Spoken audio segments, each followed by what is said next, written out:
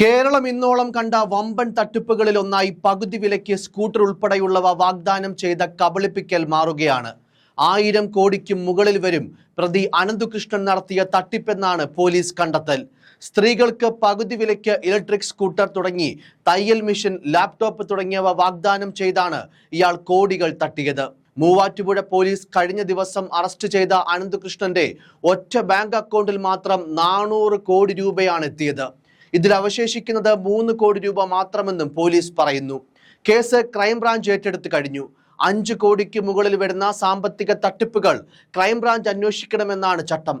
ഇതിന്റെ അടിസ്ഥാനത്തിലാണ് കേസ് ക്രൈംബ്രാഞ്ചിന് കൈമാറിയത്.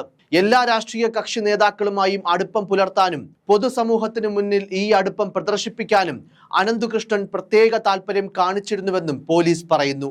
സന്നദ്ധ സംഘടനകളുടെ കൂട്ടായ്മയായ നാഷണൽ NGO കോൺഫെഡറേഷന്റെ പേരിലായിരുന്നു തട്ടിപ്പ്. 6000 രൂപ വരെ രജിസ്ട്രേഷൻ ഫീസായി ഈടാക്കിയിരുന്നു.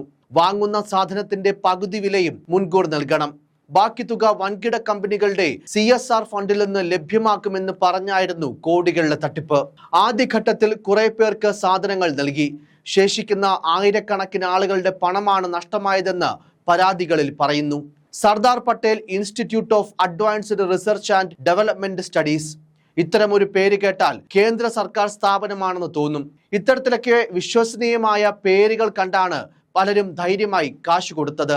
വേറെയുമുണ്ട് പേരുകൾ, പല പ്രദേശങ്ങളിൽ പല പേരുകൾ. പ്രാദേശികമായി അവയ്ക്ക് കീഴിൽ സീഡ് സൊസൈറ്റികൾ എന്ന പേരിൽ കൂട്ടായ്മകൾ. എല്ലാം തട്ടിപ്പിന് വിത്തിടാനായിരുന്നു എന്ന് ഇപ്പോഴാണ് ആളുകൾ മനസ്സിലാക്കി തുടങ്ങിയത്. സോഷ്യൽ ബിവെഞ്ചേഴ്സ് എന്ന പേരിലുള്ള ബാങ്ക് അക്കൗണ്ടിലേക്കാണ് പലയിടത്തും പണം അടപ്പിച്ചത്.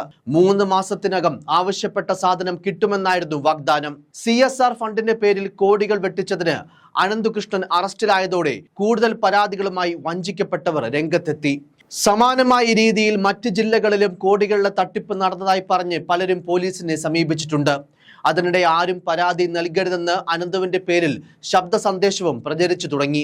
വനിതാ ശാക്തീകരണത്തിന്റെ പേരിൽ പകുതി വിലയ്ക്ക് ഇരുചക്ര വാഹനങ്ങളും തയ്യൽ മെഷീനും ഗൃഹോപകരണങ്ങളും കേന്ദ്ര സർക്കാർ പദ്ധതിയെന്നുമൊക്കെ പറഞ്ഞാണ് പ്രമുഖ കമ്പനികളുടെ CSR ഫണ്ടുണ്ടെന്നും പറഞ്ഞ് അനന്ത് കോടികൾ തട്ടിയത്.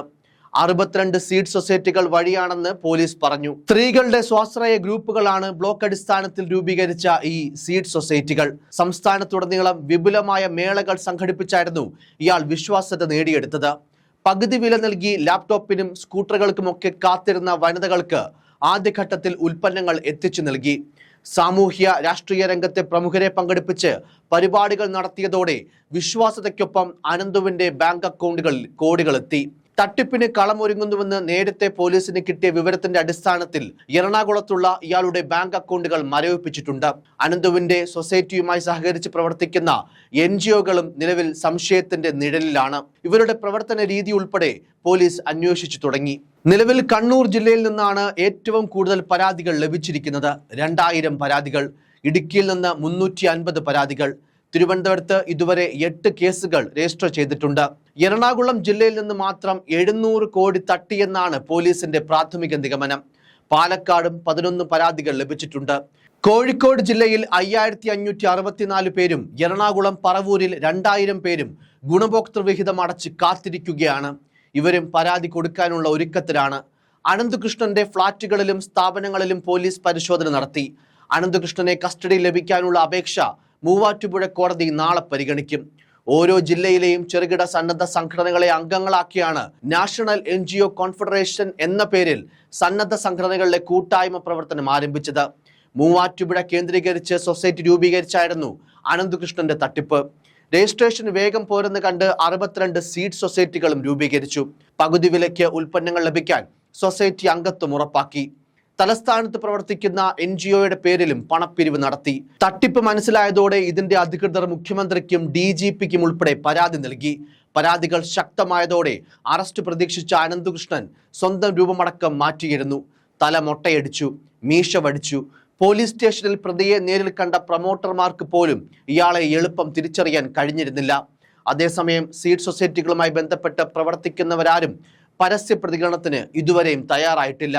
അറസ്റ്റിലാവുന്നതിന് മുൻപ് അനന്തു സഹപ്രവർത്തകർക്ക് വാട്സപ്പ് വഴി നൽകിയ നിർദ്ദേശമെന്ന പേരിൽ ഒരു ശബ്ദ സന്ദേശവും പ്രചരിക്കുന്നുണ്ട്. കൂടുതൽ പരാതികൾ വരാതെ കോർഡിനേറ്റർമാർ ശ്രദ്ധിക്കണമെന്നും അല്ലെങ്കിൽ തനിക്ക് ഉടനൊന്നും പുറത്തിറങ്ങാനാവില്ലെന്നും ശബ്ദ സന്ദേശത്തിലുണ്ട്. ഈ ശബ്ദ സന്ദേശത്തിന്റെ ആധികാരികത പോലീസ് പരിശോധിക്കുന്നുണ്ട്. അതേസമയം അനന്തകൃഷ്ണനെതിരെ പരാതി കിട്ടുന്ന മുറയ്ക്ക് സാമ്പത്തിക തട്ടിപ്പ്, വഞ്ചന എന്നീ കുറ്റങ്ങൾ ചുമത്തി വെവ്വേറെ FIR ഇട്ടാണ് നിലവിൽ അന്വേഷണം പുരോഗമിക്കുന്നത്. എന്നാൽ പിടിയിലായ അനന്തകൃഷ്ണൻ പറഞ്ഞ കമ്പനികളിൽ പോലീസ് ഉദ്യോഗസ്ഥർ ബന്ധപ്പെട്ടപ്പോൾ അവർക്ക് ഇതുമായി യാതൊരു ബന്ധമില്ലെന്നാണ് മറുപടി കിട്ടിയത്. പലയിടത്തും തദ്ദേശ ജനപ്രതിനിധികളെയും കുടുംബശ്രീ ചുമതലക്കാരെയും കൂടെ നിർത്തിയാണ് തട്ടിപ്പരങ്ങേറിയത്. ചില ജനപ്രതിനിധികൾ അവസാന നിമിഷം വരെ തട്ടിപ്പുകാരെ ന്യായീകരിച്ചു കൊണ്ടിരുന്നു. കൂടുതൽ തട്ടിപ്പുകൾ പുറത്തു വന്നതോടെ ചിലരാകട്ടെ മൊബൈൽ ഫോൺ സ്വിച്ച് ഓഫ് ചെയ്തു. തട്ടിപ്പിനെ തുടർന്ന് കോടികളുടെ ഭൂസ്വത്താണ് അനന്തകൃഷ്ണൻ വാങ്ങിക്കൂട്ടിയതെന്നും കണ്ടെത്തിയിരുന്നു. ഇടുക്കിയിൽ അനന്തുവിന്റെ വീടിന് സമീപത്തും പാലായിലുമായിട്ടാണ് ഭൂമി വാങ്ങിയത്. എന്തായാലും കേരളത്തിൽ അങ്ങോളം ഇങ്ങോളം നടന്ന ഈ വമ്പൻ തട്ടിപ്പ് സംസ്ഥാനം ഇന്നോളം കണ്ടതിൽ വെച്ച് ഏറ്റവും ഭീകരമായ സാമ്പത്തിക തട്ടിപ്പായി മാറിയിരിക്കുകയാണ്. അത്തരത്തിൽ ഏറ്റവും വിശ്വസനീയമായ രീതിയിൽ നടക്കുന്ന തട്ടിപ്പുകാരുടെ വാഗ്ദാനങ്ങൾ വിശ്വസിച്ച് ഇല്ലാത്ത പണം കണ്ടെത്തി അവരെ വിശ്വസിച്ചേൽപ്പിക്കുന്ന ജനങ്ങൾ. സമാനമായ സംഭവങ്ങൾ നമ്മുടെ കേരളത്തിൽ ആവർത്തിക്കപ്പെടുന്നത് തികച്ചും ദൗർഭാഗ്യകരം തന്നെയാണ്. News desk, focus news TV.